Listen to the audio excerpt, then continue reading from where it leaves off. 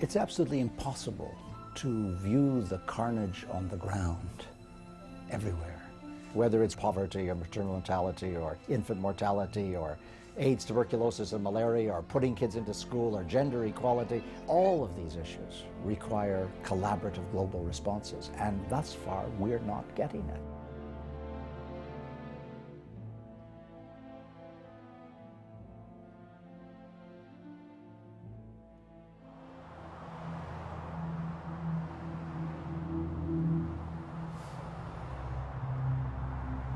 And I think out of this symposium of top experts in this field, there are certainly going to evolve some very specific things that we can do together. And we've learned quite often that, that collaboration and cooperation and partnership could be extremely effective, and we've also been able to ascertain those areas in which we are not yet there, that we have not yet formed a proper coordination. This is not a subject that people usually talk about. We've put a lot of thought into the agenda. We've really thought through the panels. We've tried to stimulate thinking. We want to know how you tried to build a coalition, who you needed to work with you, how you got them to work with you, what were some of the barriers you faced, and what was the success.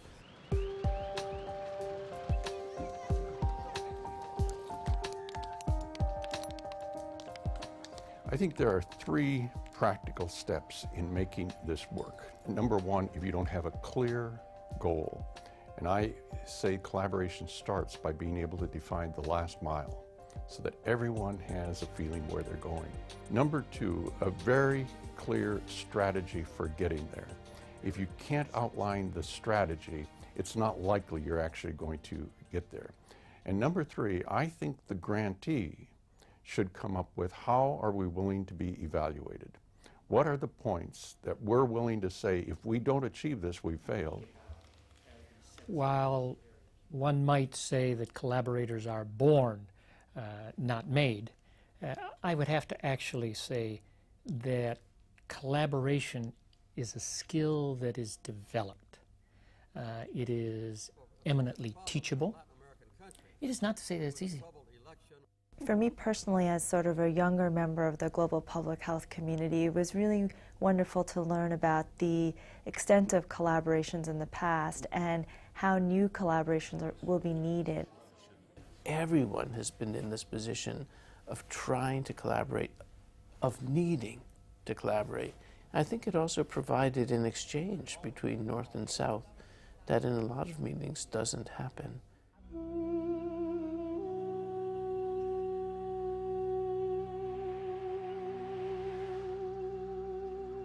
I think we have a very serious imbalance of power and listening between the North and the South in the attempt to form collaborations to help in global health.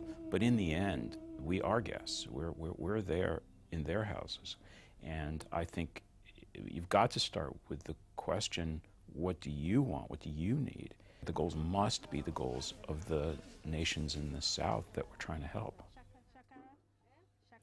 The process of arriving at priorities and so on quite often excludes or ignores or downplays the role of the recipient countries.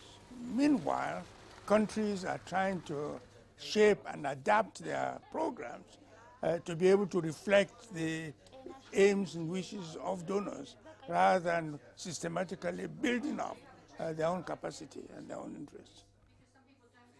I often think that the people who are closest to our beneficiaries, if you will, are oftentimes the ones who are best at collaboration because they're closer to remembering who are we doing this for. And it's often the headquarters and those who are more distant from it that breed the greatest sense of competition, because at the headquarters, people are more concerned with the preservation of the organization, and I think it's the people who are at the grassroots who often need to keep reminding us that it's really not the preservation of the organization, it's the preservation of life, it's the improving of the quality of life at the grassroots level. It's important trying to look at the faces of those voiceless who are waiting for our synergy to make a difference in their life. Unfortunately, we are still continuing to talk about our mandate, talk about our specific organization, and we don't have enough time to look in the eyes of those deprived people who don't know UNAIDS, who don't know WHO, who don't know UNICEF, but they know that they are suffering and they need this support, and they need this support in coordinated manner. I think it turned out to be a very good meeting. We started out looking at some of the things that have gone wrong with coalitions. Today we looked at successful coalitions and why do some things go right. And then in the last hour and a half, everything coalesced, where the participants want us to come together with some of the rules for a toolkit, and then figure out how can we get accountability in the entire system in order to make it better.